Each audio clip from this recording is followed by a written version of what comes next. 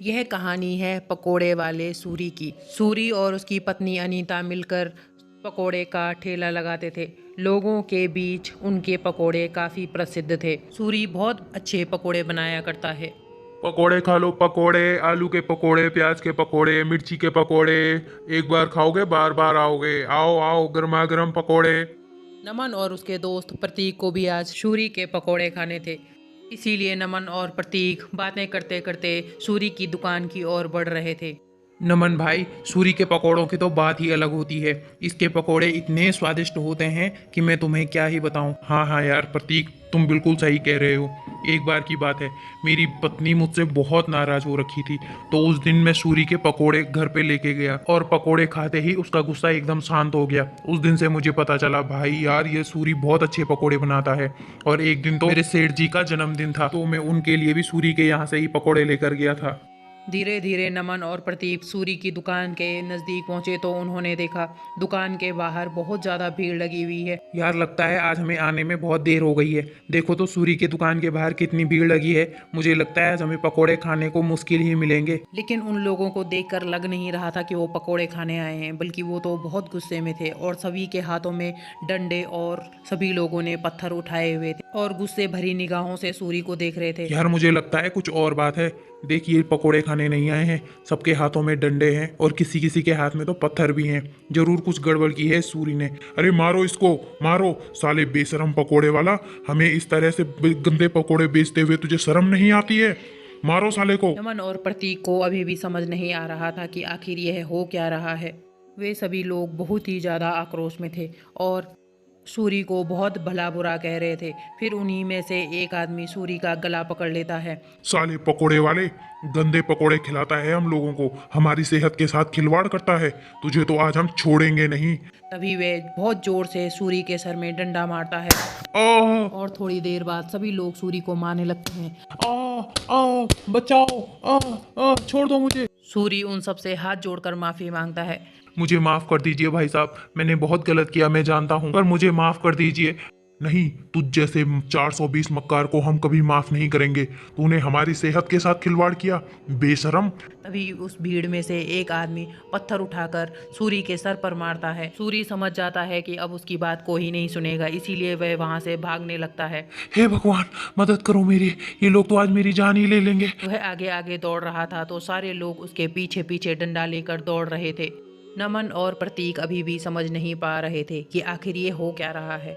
सारे लोग सूरी के पीछे ऐसे दौड़ रहे थे मानो उसको आज मार डालेंगे। दरअसल कुछ दिनों पहले की बात है। 510, 520, 530, 540, 550, ये हो गई मेरी आज की कमाई। अरे इसी तरह से अगर मैं कमाता रहा तो तेरे लिए सोने के कंगन बनवाऊंगा। नहीं चाहिए मुझे सोने के कंगन। अरे रोज तो तू बोलती रहती है कि तुझे जेवरात चाहिए। नहीं, मुझे ईमानदारी के जेवरात चाहिए। क्या मतलब है तेरा? मैं तो ईमानदारी से ही पैसे कमाता हूँ, मेरी भी खून पसीने की मेहनत है। हाँ हाँ, वो मैं सब जानती हूँ आप किस तरह से पैसे कमाते हो, लेकिन ये ठीक नहीं है, ये गलत काम है। अगर किसी को किसी दिन पता चल गया कि आप कैसे पकोड़े बनाते हो तो फिर आप। तू क्या मुझे डरा रही है? अरे मेरी पसीने की कमाई है, बोलते नहीं है खून पसीने की कमाई। दरअसल सूरी बहुत ही बदतमीज और बेशरम पकोड़े वाला है। सूरी बेसन की लोई बनाकर अपने बगल में दबाकर और फिर पकोड़े तलता है। वह पकोड़ों में पसीना और अपने बगल में दबाने के कारण बदबू से उन पकोड़ों को तैयार करता है। ये लो, ये हो गए बेसन की लोई तैयार। अब मैं इनके पकोड़े बनाता हूँ। ये लो जी, ये गया बगल के नीचे और ये गया तेल में। लो जी, मेरे पसीने वाले पकोड़े बनकर हो गए तैयार। इसीलिए अनीता सूरी को रोकती थी, लेकिन सूरी नहीं मानता था। ये ले अनीता, मेरे स्वादिष्ट पकोड़े बनकर तैयार हो गए। इसमें मैंने अपनी मेहनत का पसीना डाला है। तू भी खा और खाकर बता कैसे बने हैं पकोड़े।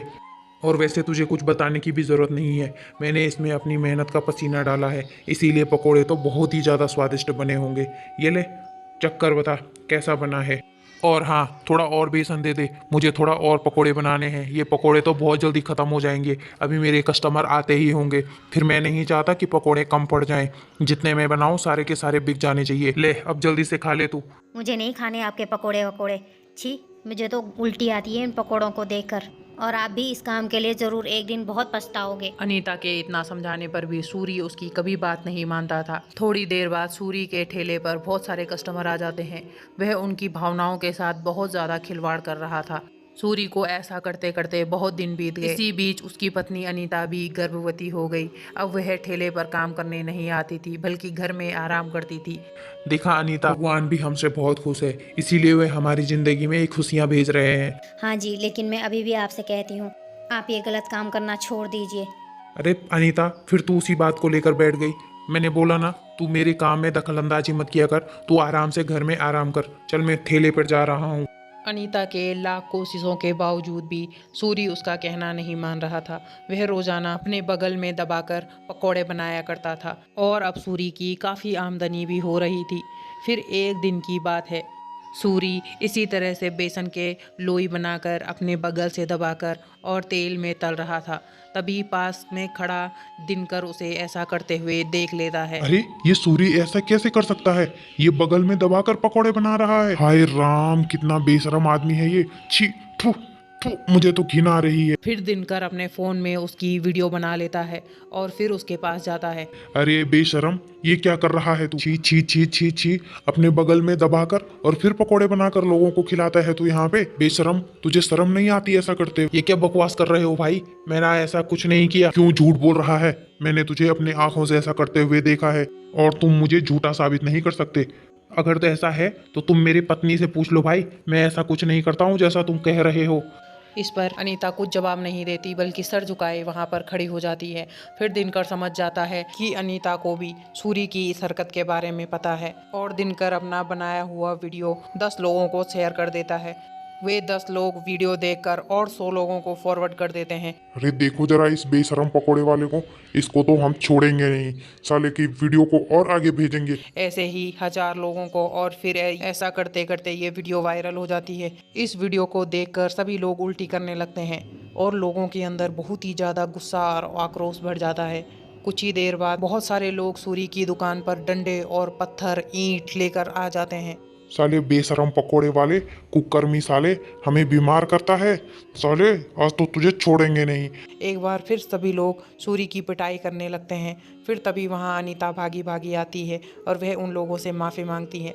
मैं जानती हूँ भाई साहब, ये सब बहुत गलत किया है इन्होंने, और इनकी गलती माफ़ी के लायक भी नहीं है। लेकिन मैं आपसे हाथ जोड़कर विनती करती हूँ, कम से कम इनके लिए नहीं तो मेरे कोख में पल रहे इस छोटे से बच्चे के लिए ही इन्हें माफ़ कर दो।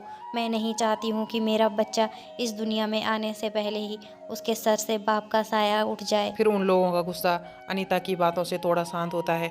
देखो बहन, हम इसे आज माफ तो कर रहे हैं, लेकिन सिर्फ और सिर्फ तुम्हारे कोख में पल रहे बच्चे के कारण। बहुत बहुत धन्यवाद भाई साहब आपका। मैं वादा करती हूँ आज के बाद ये ऐसा कभी नहीं करेंगे। इसके बाद सूरी से सभी लोग अपना ठेला यहाँ से हटाने को कहते हैं और सूरी से कहते हैं कि वह दोबारा इस जगह पर अपना ठेला नहीं लगाएगा। अब सूरी अपना ठेला जहाँ भी लगाता था उसके कुकर्म उसके सामने खड़े होते थे और उसकी दुकान पर कोई भी पकोड़े खाने नहीं आता था। उसकी बेशर्मी की वजह से आज उसका सारा धंधा चौपट हो गया।